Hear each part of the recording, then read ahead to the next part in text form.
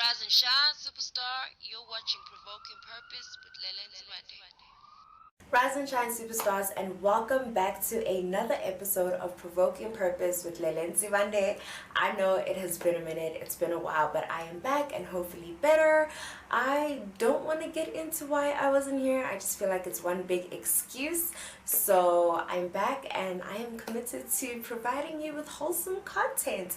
Make sure that you like this video if you are happy with the quality and the topic and what was covered in it. Share it with a friend and also make sure to subscribe so we can grow. Alright you guys, I want to keep this video really short and sweet but wholesome and impactful. So I'm going to get straight into it. Today's topic is toxic positivity versus walking in faith.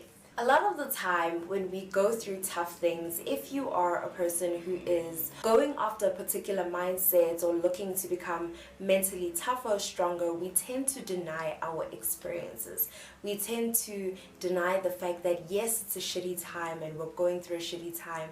Instead, we try to kind of just put a everything is okay blanket on it and I'll be okay and I'll be fine and this is life, it happens to everyone, and deny ourselves of our experience. Of recent, I heard a quote, somebody saying that toxic positivity is basically the equivalent of gaslighting yourself. Now I had to just hold up there. I just had to be like, whoa, because if you have been gaslighted before in your life, you know how painful it is for someone to make you feel crazy and insecure about your experience, and to think that you could possibly be doing that to yourself is just scary on a whole nother level. So let's talk about toxic positivity real quick.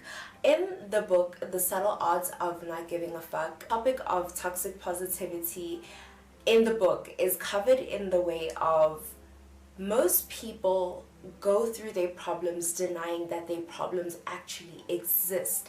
They cover it up with alcohol, they cover it up with friends, they cover it up with music, they cover it up in any kind of way that allows them to escape. Now, as a person who enjoys a lot of escapist reality TV, it is scary to think about the underlying psychology of what I am doing to myself and what you possibly are doing to yourself. Toxic positivity could manifest in your life through your words, such as everything is okay and I'll be fine, or it's character building, or things like that, where you simply just deny your own experience. You don't allow yourself to feel the emotion, feel the pain of whatever is going on. Now, I'm not saying succumb to the pain.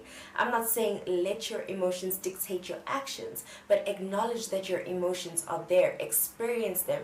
If something bad happens, you have to acknowledge that something bad happened. Otherwise, you will become desensitized and possibly even go crazy because you keep on what? Gaslighting yourself. You keep on telling yourself that something is non-existent when everything in your body, your nervous system, your emotions, your spirit, everything is saying something is happening, something is wrong. Sit down and pay attention to it. And I think in my past videos I have covered this a lot, how I usually go through problems not experiencing anything, and then after the problem everything just hits me all at once. This gave me so much perspective to why I deal with things like that, and how I always end up in the same cycle of paying for not acknowledging my problems in the process. So let's talk about walking in faith.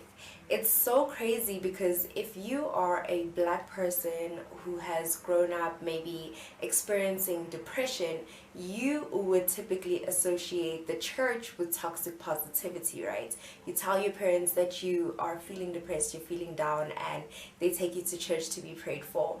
And nobody acknowledges that as faith. They acknowledge that as toxic positivity, as people just putting a band-aid over an issue without disinfecting the wound and treating it. Personally, on a spiritual level, I do believe that a lot of healing can come from walking in faith and having some sort of higher being that you connect with personally, Jesus Christ. Walking in faith is about acceptance and trust, not denial of a problem. Walking in faith is about trusting in a higher being, about the purpose of the bad things and the good things that occur in your life. That's why we have scriptures such as all things work together for the good of those who love God, right? We have scriptures like that because it teaches us that when life happens, as it will. Suffering is happening to everyone, and it will continue to happen for as long as you are alive.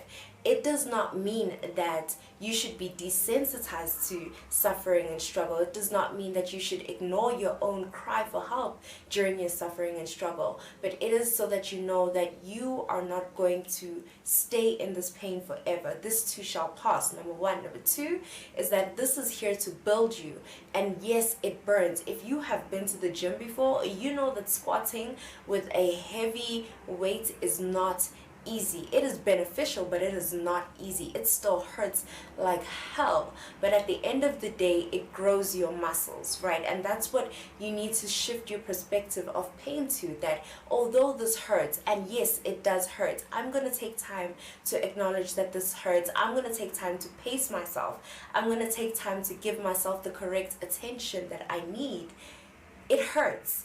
It hurts, but this is meant to build me. This is meant to make me a better person. This shouldn't be a ticket for you to stay in a toxic friendship, toxic relationship, toxic situation where you are allowing yourself to be abused in the name of this is building you. We're not talking about being Christian Grey and being sadistic over here. We're talking about walking in faith and acknowledging that yes, bad things happen to everyone, but even the bad things are meant to build you and to mold you and to push you into a higher version of yourself. I heard this beautiful quote whilst researching Stoicism, and it says, "Excellence withers without an adversary. Fire is the test of gold." If you want something that is beautiful and magnificent and jaw-dropping and amazing to come out of your life, you have to acknowledge that suffering will come with that. And you just have to know that that suffering is there to make you better and not to harm you, unless you are forcefully putting yourself in harm's way. That's a different story, right? But I just want you to take away from this video that yes, bad things would happen, but acknowledge that they happened. Acknowledge how you feel about them. Don't allow those feelings to dictate how you behave, how you act, but acknowledge that you are hurting. Acknowledge that you need to heal in order for you to become a better person. If you enjoyed this video, make sure that you like, comment, and subscribe and share it with a friend, and I will see you in my next video.